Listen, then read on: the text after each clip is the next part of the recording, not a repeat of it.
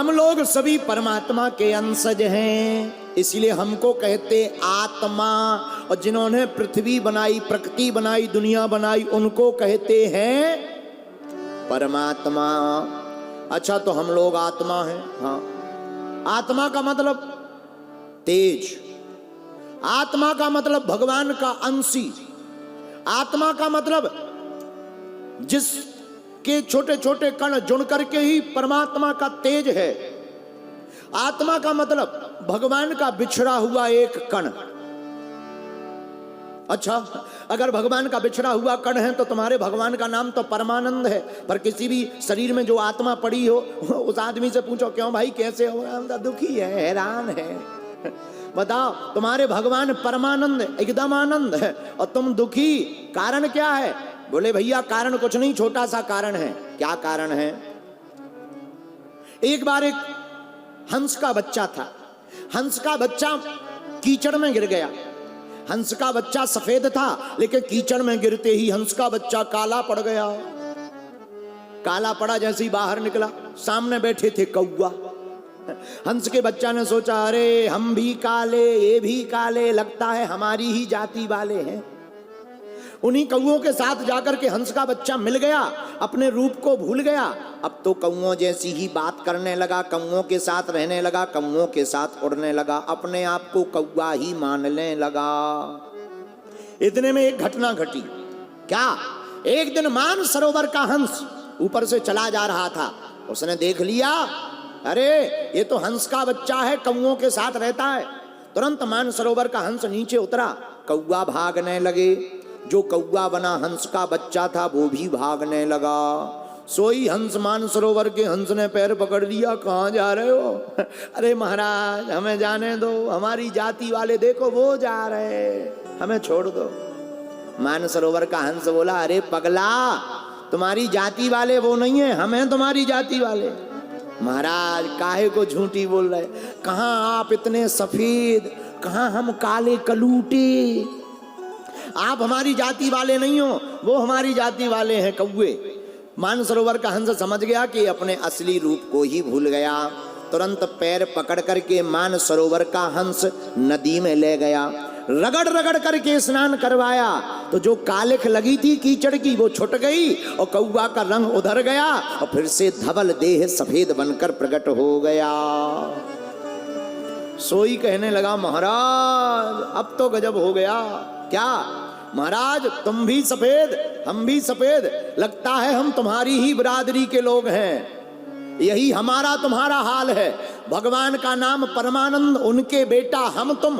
हम लोगों को आनंद तो होना ही चाहिए, लेकिन हम लोगों का जन्म होते ही माया की कालिख लग गई और हम लोग अपने असली रूप को भूल गए कि हम भगवान के अंशी हैं। ये भूल गए उस हंस के बच्चे की तरह। लेकिन कोई कथा के माध्यम से सदगुरु आता है, कोई गुरु आता है, कोई महात्मा आता है, जब वो कथा की गंगा में रगड़ रगड़ करके स्नान करवाता है, तब पता लगता है कि हम राम जी के हैं और राम जी हमारे हैं।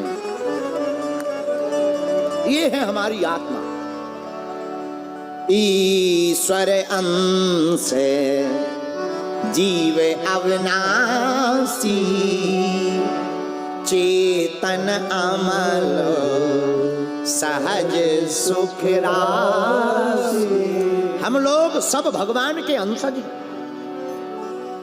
आत्मा तीन प्रकार की होती है, एक जीवात्मा, एक प्रेतात्मा, एक सूक्ष्म आत्मा। जीवात्मा जिसे कहते हैं जो शरीर में बैठी रहे, हम तुम हैं जीवात्मा। लेकिन कुछ होती हैं प्रेतात्मा जो भटक रही हैं, वो प्रेतात्मा। लेकिन कुछ सूक्ष्म आत्माएं होती हैं। बोले सूक्ष्म आत्मा कौन? बोले जो जीवात्मा शरीर से तो निकल गई, शरीर से निकल गई, प्रेतात्मा में पहुंची नहीं, किसी शरीर को पकड़ने के लिए चली जा रही, उनको सूक्ष्म आत्मा कहते हैं। तीन प्रकार की आत्मा होती। और आत्मा को भैया गीता कहती है नैनम छिंदति शस्त्राणि नैनम दहति पावकः न चैनम क्लेद्यन्त्यापो न सोख्यति मारुतः। आत्मा को ना तो कोई काट सकता है, ना कोई मार सकता है, ना कोई जला सकता है। महाराज, अगर हम लोग भगवान के बेटा हैं तो भूल क्यों गए? माया के पर्दा के कारण। किसके कारण? बोलो बोलो, किसके कारण? माया के पर्दा के कारण हम भगवान को भूल गए। देखो, कोई बेटा अपने बाप को भूल जाए, इसमें बाप की गलती है कि बेटा की? बाप ने तो पैदा कर दिया, पला बड़ा करके बड़ा कर दिया।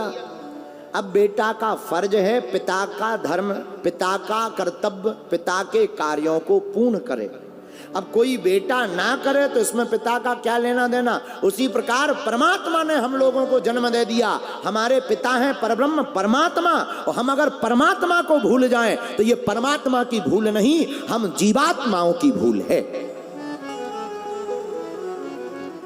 बोलो सीताराम। सीताराम। अरे जोर से बोलो।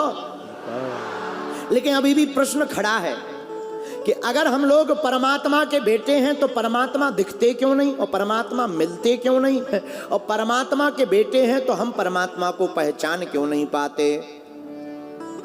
एक घटना सुनो, हम आपको एक घटना बता रहे हैं, सत्य घटना। बहुत पुरानी बात है हमारी खुद की, इतनी भी पुरानी नहीं है कि तुम समझो ज्यादा पुरानी है, वैसे हमारी उम्र भी इतनी नहीं है जितनी तुम समझ रहे हो, लेकिन है पुरानी बात, लगभग 10-11 साल पुरानी। हम होंगे 17-18 वर्ष के। उस जमाने में हमने नई नई कथा, 3-4 साल कथा, 5 साल कथा करते हुए हुआ था। छोटी छोटी कथाएं हमारी होती थी। वृंदावन के पास हम कथा कर रहे थे, लेकिन एक यजमान जी नहीं माने, बोले गुरुजी हम तो आपके ही मुख से कथा सुनेंगे, तो दूसरे यजमान जी भी कथा लेने आ गए। और हम इतने संकोची, हमने उनको भी मना नहीं किया। हमने कहा हम एक दिन में 2-2 कथाएं करेंगे। सुबह 9 बजे से 12 बजे वृंदावन के पास, और 3 बजे से 6 बजे तक झांसी के पास। लगभग 150 किलोमीटर का यात्रा आना जाना रोज करेंगे। जहां शाम की कथा करेंगे वहीं रात रुक जाएंगे, सुबह से चलेंगे। पुराना जमाना, उस जमाने में हमारे एक यजमान के पास में मारुति वैन कार थी। मारुति वैन चलती है जो गैस सिलेंडर से चलती थी। मारुति वैन कार थी, कलाकार सब उसी में पीछे बैठे, आगे हम, बगल में ड्राइवर, चल रही पुरानी कार, कप रही वाइब्रेशन मोड में चली जा रही। सरकने वाला गेट, स्लाइडर। एक दिन वृंदावन के पास जो हमारी कथा थी, थोड़ा लेट हो गए, हमें जल्दी जाना था। हमने कहा कि चलो भाई ड्राइवर जल्दी चलाओ, जल्दी पहुंचना है। सब कलाकार जल्दी जल्दी भरे, तबला ढोलकी सब जल्दी जल्दी डारी, आर गंधरी, और चल पड़े मंजीरा अंजीरा लेकर, झींका झींका लेकर चले। हमने कहा हमको जल्दी जाना है, स्पीड चलाओ। अब उसकी स्पीड 80 की थी। 80 की स्पीड में गाड़ी भागी। 80 की स्पीड में जाते ही ऐसे हाले जैसे भूत को देखकर आदमी कांपता। गाड़ी चली जा रही 80 की स्पीड में, लेकिन सामने एक घटना का दृश्य आ गया। हम फुल स्पीड में 80 की स्पीड में जा रहे थे, सामने था रेलवे ट्रैक। रेलवे ट्रैक पर एक ट्रेन 360 की स्पीड में आ रही थी। हम स्पीड में ब्रेक लगा रहे तो गाड़ी पलटेगी, और ट्रेन को तो रुकना ही नहीं है। हम 80 की स्पीड में, ट्रेन 360 की स्पीड में चली आ रही, वो भी हॉर्न देती, ताप्ती गंगा एक्सप्रेस। इधर से हमारी भी मारुति वैन 80 की स्पीड में चली जा रही। दोनों का समय ऐसा कि हमारा जाना हुआ, उसका भी आना हुआ एकदम। लेकिन एक बात बताएं, हम भी निकल गए, ट्रेन भी निकल गई, बाल बांका नहीं हुआ। रोको रोको रोको रोको रोको, जल्दबाजी न मचाओ। ये तो पूछ लो कैसे। दरअसल हम पुल के नीचे से निकले।